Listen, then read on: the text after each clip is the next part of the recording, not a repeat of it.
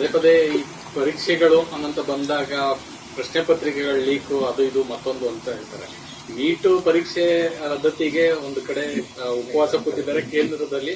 ಇಲ್ಲಿ ಕಾಂಗ್ರೆಸ್ನವರು ಕೆಪಿಎಸ್ಸಿಯಲ್ಲೇ ಪ್ರಶ್ನೆ ಪತ್ರಿಕೆಗಳು ಬಹಿರಂಗ ಆಯ್ತು, ಇಲ್ಲಿ ಪರೀಕ್ಷೆಗಳಾಗಬೇಕಾಯ್ತು ರದ್ದಾಯ್ತು. ಇಷ್ಟೆಲ್ಲ ಆದ್ರೂ ಕೂಡ ಕೆಪಿಎಸ್ಸಿ ವಿಚಾರದಲ್ಲಿ ಕಾಂಗ್ರೆಸ್ ಮಧ್ಯಪ್ರವೇಶ ಮಾಡ್ತಾ ಇಲ್ಲ, ನೀಟ್ ಪರೀಕ್ಷೆಯಲ್ಲಿ ಮಾತ್ರ ಮಧ್ಯಪ್ರವೇಶ ಮಾಡ್ತಾ ಇದೆ. ನೋಡಿ, ನಮ್ಮ ಮನೆಯಲ್ಲಿ ಕಳ್ಳತನ ಆದ್ರೆ ಅದು ಸಮಸ್ಯೆ ಅಲ್ಲ, ಬೇರೆಯವರ ಮನೆಯಲ್ಲಿ ಆಗಿದ್ದೇ ಸಮಸ್ಯೆ ಅಂತೇಳಿ ಕಾಂಗ್ರೆಸ್ನ ನೀತಿ. ಎಲ್ಲಿ ಆದ್ರೂ ಕೂಡ ಅದು ಲೋಪವೇ, ಅದು ಕೇಂದ್ರದ್ದಾಗಬಹುದು ರಾಜ್ಯದ್ದಾಗಬಹುದು. ಆದ್ರೆ ಲೋಪ ಮಾಡಿದವರು ಯಾರು?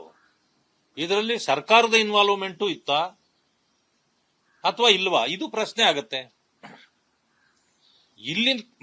ಇಲ್ಲಿ ಆದಾಗ ಅದಕ್ಕೆ ಜವಾಬ್ದಾರಿಯನ್ನ ಇವರು ಹೊತ್ಕೊಳ್ಳೋದಿಲ್ಲ. ಕೇಂದ್ರದಲ್ಲಿ ಆದಾಗ ಮಂತ್ರಿ ಮಾತ್ರ ಜವಾಬ್ದಾರಿಯನ್ನ ಹೇಗೆ ಹೊತ್ಕೊಳ್ಬೇಕು? ನನಗೆ ಗೊತ್ತಿರೋ ಹಾಗೆ ಈಗಾಗಲೇ ಅದನ್ನು ಸಿಬಿಐ ಕೊಟ್ಟಾಗಿತ್ತು ಕೇಂದ್ರದ್ದು. ನೀಟ್ ಹಗರಣ ಅಂತ ಏನು ನಾವು ಹೇಳ್ಕೊಂಡ್ವಿ, ಅದು ಈಗಾಗಲೇ ಹಲವರನ್ನ ಬಂಧಿಸಿ ಈಗ ಇದು ಜೈಲಿನಲ್ಲಿ ಇಡಲಾಗಿದೆ, ಎನ್ಕ್ವೈರಿ ಕೂಡ ನಡೀತಾ ಇದೆ. ಆ ರೀತಿ ಜವಾಬ್ದಾರಿಯುತವಾಗಿ ಕೇಂದ್ರ ಸರ್ಕಾರ ನಡ್ಕೊಳ್ತಾ ಇದೆ, ಕೆಲಸ ಮಾಡ್ತಾ ಇದೆ.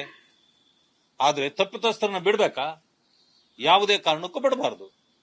ಅವ್ರು ಯಾರೇ ಆಗಿದ್ರು ಅವರಿಗೆ ಶಿಕ್ಷೆ ಆಗಬೇಕು. ಆ ಕೆಲಸವನ್ನ ಕೇಂದ್ರ ಸರ್ಕಾರ ಮಾಡುತ್ತೆ. ಹಾಗೆ ರಾಜ್ಯ ಸರ್ಕಾರವೂ ಕೂಡ ಆ ರೀತಿ ಜವಾಬ್ದಾರಿಯನ್ನು ಹೊತ್ಕೊಳ್ಬೇಕು. ನಾನು ಕೆಪಿಸಿಸಿ ಅಧ್ಯಕ್ಷರಾಗಿರ್ತಕ್ಕಂಥ ಹರಿಪ್ರಸಾದ್ ಅವರಲ್ಲಿ ಒಂದು ಪ್ರಶ್ನೆ ಕೇಳ್ತೇನೆ. ನೀವು ಯಾವುದೇ ಪ್ರೊಟೆಸ್ಟ್ ಏನೇ ಮಾಡ್ಬೇಕಂತಂದ್ರೆ, ವಿರೋಧಿಸಬೇಕಾದ್ರೆ ಒಂದು ವಿಚಾರವನ್ನ, ಫ್ರೀಡಂ ಪಾರ್ಕ್ ಬಿಟ್ಟು ಎಲ್ಲೂ ಹೋಗಬಾರ್ದು ಅಂತ ನೀವೇ ಹೇಳ್ತೀರಿ, ಕಟ್ಟಡಗಳನ್ನು ಹಾಕಿದ್ದೀರಿ, ನೀವೇ ಸರ್ಕಾರ ಮಾಡ್ತಿದ್ದೀರಿ.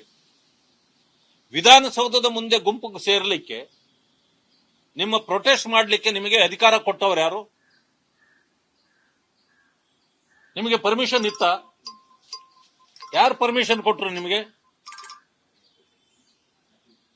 ಜವಾಬ್ದಾರಿಯುತ ಸ್ಥಾನದಲ್ಲಿ ಇದ್ಕೊಂಡು ಬೇಲಿಯೇ ಎದ್ದು ಹೊಲ ಮೇಯಿತ್ತು ಅಂತ ಅನ್ನೋ ರೀತಿಯಲ್ಲಿ ನೀವು ಕಾಂಗ್ರೆಸ್ ಪಕ್ಷ ಬೇಜವಾಬ್ದಾರಿತನದಿಂದ ಈ ರೀತಿಯ ಕಾನೂನು ಬಾಹಿರವಾದ ಕ್ರಮ ಮಾಡ್ತಕ್ಕಂಥದ್ದು ಸರಿಯಾ? ನೀವು ಬೇರೆಯವರಿಗೆ ಪಾಠ ಹೇಳೋದು ಸಾಧ್ಯ ಇದೆ ಇನ್ನು ಮೇಲೆ?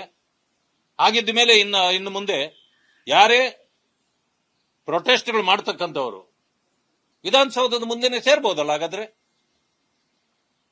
ಯಾಕೆ ಮಾಡಿದ್ರಿ ನೀವು? ನಿಮ್ಗೆ ಅಧಿಕಾರ ಕೊಟ್ಟವ್ರು ಯಾರು? ಇದನ್ನ ನಾನು ಸಂಪೂರ್ಣವಾಗಿ ಖಂಡಿಸ್ತೇನೆ.